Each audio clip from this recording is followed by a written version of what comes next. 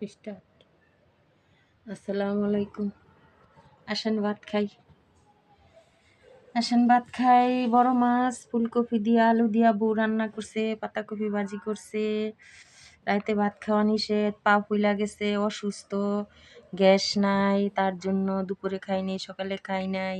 তার জন্য একটু বউরে বললাম যে বৌমা একটু ভাত দাও, ভাত খাই অল্প কইরা সবজি দিয়া। পা ফুইলা গেছে, ডাক্তারে না করছে ভাত খাইতে, ভাত খাওয়া নিষেধ।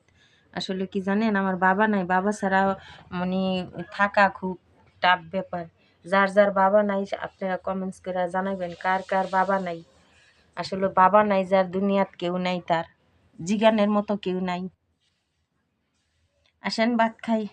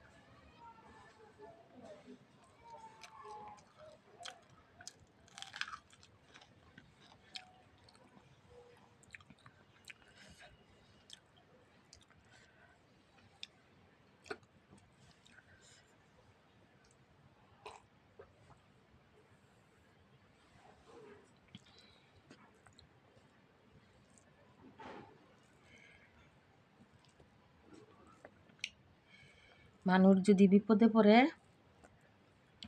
মানুষে ফালায় দেয়, জিজ্ঞাসা করে না দেওয়ান লাগবো, খাওয়ান লাগবো।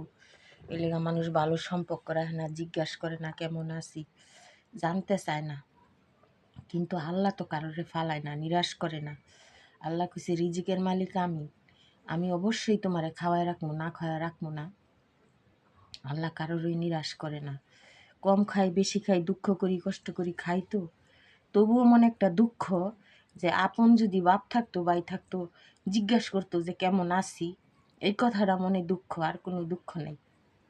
কারণ বাবা ভাই থাকলে দেখ না দেখ ঘরের সামনে জিজ্ঞাসা তো করতো যে আমার মেয়ে কেমন আছে, দেহি খায় রয়েছে না না খায় রয়েছে। কার কার বাবা নাই ভাই নাই আমার কমেন্টস করে জানাইবেন। আমার মনে এটাই কষ্ট যে বাবা কেমন হয়, ভাই কেমন হয়, আপন মানুষ কেমন হয় জানাইবেন। কমেন্টস করে জানাইবেন আপনারা যে আপন কেমন হয়, আপন ভালো না পর ভালো।